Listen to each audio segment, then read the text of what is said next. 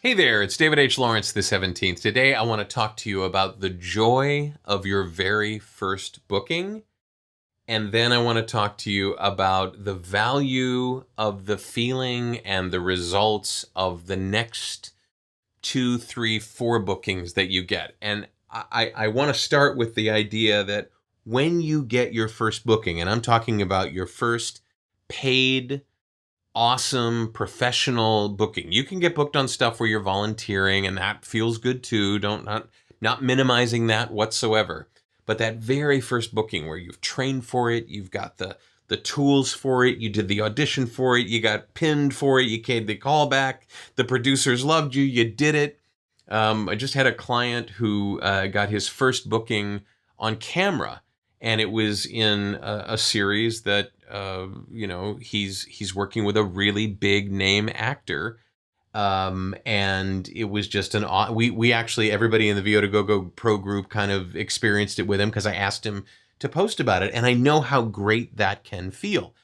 And same thing for voiceover, same thing for commercials, same thing for anything theatrical on stage and so on.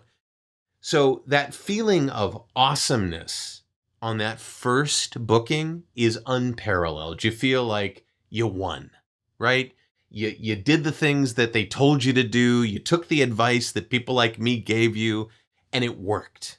Even if it was just one line, even if it was just 1 second on the air, and it was like, yeah, that's it. That's all you need is like, I remember when I first came to LA, I had loftier goals. But my first step goal was, I just want to be booked on one show. I just want to do one thing. And I remember the feeling. And I want you to remember that feeling. And I want you to celebrate. I want you to go and, get a great meal and share it with friends and have a viewing party. Even if it's just like 1 second on there I was. There you go. Enjoy it. Same thing with voiceover. You hear yourself on the radio. I remember when I first started doing commercials on radio in Columbus, Ohio in 1977. Maybe it was 76. My first set of spots was for Uncle Bill's, which doesn't even exist anymore. It was a Kmart. Zayre's doesn't exist anymore. Tops doesn't exist anymore, but that's who they competed with. They competed with all these discount houses. And they used to do stuff where they would have the local announcer add tags. This month's Blue Light Special, that's what they would do for Kmart. They did something similar for Uncle Bill's. Special this week, blah, blah, blah. And I was driving around in my first car, my grandfather's Chevy Bel Air. He had willed to me, and I heard it, and I was driving down High Street in Columbus, and I almost drove off the road. I was so excited to hear my work on the radio. And I want you to remember that feeling. Now, the reason I'm making this video is not only do I want you to remember that feeling, but I want you to continue to have that feeling for the successive bookings that you have, in addition to using them as a source of very valuable information. Okay? Here's what I mean by that. You did your first booking. What genre was that in? What kind of character did you play? What kind of story were they telling? What kind of attitude and emotion and brand and type did you have? Your second, third, fourth, fifth bookings and so on will start to tell you whether or not there's a pattern, right? Are you getting the same kind of bookings in those next bookings? Or are you getting different bookings and maybe they have a pattern all by themselves? Here's why I say that. When I first came to LA, I thought, I'm going to do nothing but comedy. They're never going to hire me for drama stuff. I mean, look at me. I'm a Three Stooges kind of character, right? I'm Curly. So, and then I was really surprised when my first, second, third, fourth, fifth bookings were all creepy, evil villains. Very dramatic. Some comedic relief, but, and I think back to when I started doing voiceover work, and those two had a particular pattern. It wasn't the same pattern. It wasn't creepy evil villain. It was helpful sales guy kind of thing.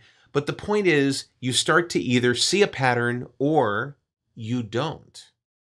You start to see a more varied thing going on. Okay, I can do more than what I just thought I was possibly going to do.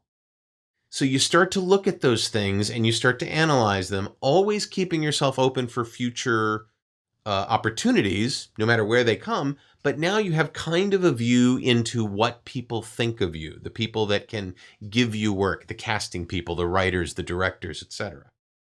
And then there's the sort of sad thing where you book once and then you don't book again for a long time. And that can start to get inside your brain. And I'm going to do a whole video on that coming up. But I want you to pay attention, not just to how you feel on that first one, but how you feel and what's happening with the next few that go beyond that. And if you've already had those bookings, I want you to go back and check those out and see what you think and what you feel and what they were like and what you can glean from that sort of track record. Does that make sense? Tell me in the comments below. Tell me what it was like for you, that very first booking that you had. And tell me what it was like for you as you learned more and more with the successive bookings that you've had. I'd love to know. Comment below. If you're not watching this on VO2GoGo.com, go there first before you make a comment, because VO2GoGo is where the conversation is sane and moderated, and we have all kinds of really cool tools for you. If you want to be notified when these videos come out, see the next one that I've done, join my channel on YouTube, and you can do that just by clicking on my head there. If you don't see a head there, then look for a subscribe button somewhere on the page. You can see the latest episode I've done by clicking on that frame. YouTube will play it for you. I'm David H. Lawrence, the 17th. I thank you so much for watching, and I will talk to you tomorrow.